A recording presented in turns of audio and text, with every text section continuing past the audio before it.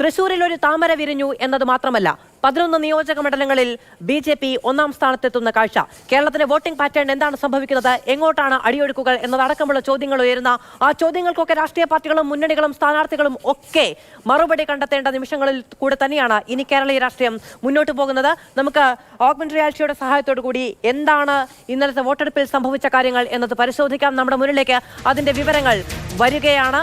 Mission താമര, അതായത് എത്ര പതിറ്റാണ്ടുകളായി കേരളത്തിൽ നിന്ന് ഒരു ജനപ്രതിനിധിയെ തിരഞ്ഞെടുക്കണം താമര ചിഹ്നത്തിൽ എന്ന ആഗ്രഹവുമായി പ്രവർത്തിക്കുന്ന ഒരു പറ്റ മനുഷ്യർ, അവരുടെ രാഷ്ട്രീയം, അവരുടെ വഴി, അതിനോട് ഒരു ഘട്ടത്തിലും കേരളീയ ജനത അനുകൂലമായി പ്രതികരിച്ചില്ല. അതിന് പക്ഷേ ഇപ്പോൾ സാക്ഷാത്കാരം ഉണ്ടായിരിക്കുകയാണ്. തൃശൂരിൽ താമര വിരിഞ്ഞിരിക്കുകയാണ്. 20 നിയോജക മണ്ഡലങ്ങളിലും ഏറെക്കുറെ കരുത്തു കാട്ടുന്ന 2 മണ്ഡലങ്ങളിൽ മാത്രമാണ് വലിയ തോതിലുള്ള വോട്ട് വ്യത്യാസം BJPക്ക് അനുകൂലമായി ഉണ്ടാകാത്തത്.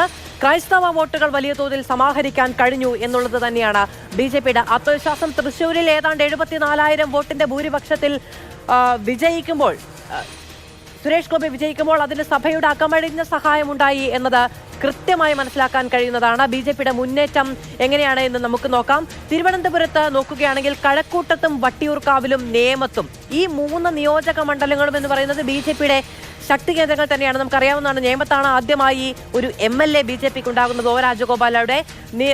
പാർലമെന്റ് തെരഞ്ഞെടുപ്പിൽ തിരുവനന്തപുരം മണ്ഡലത്തിന് താഴെ വരുന്ന കഴക്കൂട്ടം, വട്ടിയൂർക്കാവ്, നേമം പ്രദേശങ്ങളിലാകെ BJPക്ക് ഒന്നാം സ്ഥാനത്ത് എത്താൻ കഴിഞ്ഞു.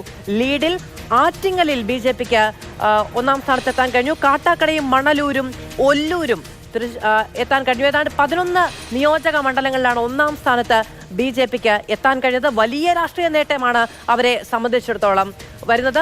തൃശ്ശൂരും നാട്ടികയും ഇരിങ്ങാലക്കുടയും പുതുക്കാടും BJPക്ക് ഒന്നാം സ്ഥാനത്ത് എത്താൻ കഴിഞ്ഞു. ഏതാണ്ട് 4 ലക്ഷത്തിലധികം വോട്ടുകളാണ് തൃശ്ശൂരിൽ നിന്ന് BJPക്ക് സ്വന്തമാക്കാൻ കഴിഞ്ഞത്. നമുക്കറിയാവുന്നതാണ്, 2 തിരഞ്ഞെടുപ്പുകൾക്കുള്ളിൽ ഏതാണ്ട് 3.25 ലക്ഷം വോട്ടുകൾ അധികമായി സമാഹരിക്കാൻ സുരേഷ് ഗോപിക്ക് കഴിഞ്ഞു. കഴിഞ്ഞ തവണ മാത്രം 1 ലക്ഷത്തിന് ചുറ്റിപ്പറ്റി നിന്ന വോട്ടുകളെ 3 ലക്ഷത്തേക്ക് അടുപ്പിച്ചുകൊണ്ടാണ് സുരേഷ് ഗോപി തൃശ്ശൂരിൽ വലിയ മുന്നേറ്റം കാഴ്ചവെച്ചത്. 2019 ആ മുന്നേറ്റത്തിൽ നിന്ന് വീണ്ടും 1.25 ലക്ഷം വോട്ടുകൾ കൂട്ടിച്ചേർത്തുകൊണ്ടാണ് സുരേഷ് ഗോപി ഇത്തവണ തൃശ്ശൂരിൽ ഒന്നാം സ്ഥാനത്തെത്തുകയും അവിടെ താമര വിരിയിക്കുകയും ചെയ്തത് എന്നത് നമുക്ക് അറിയാവുന്ന കാര്യമാണ്.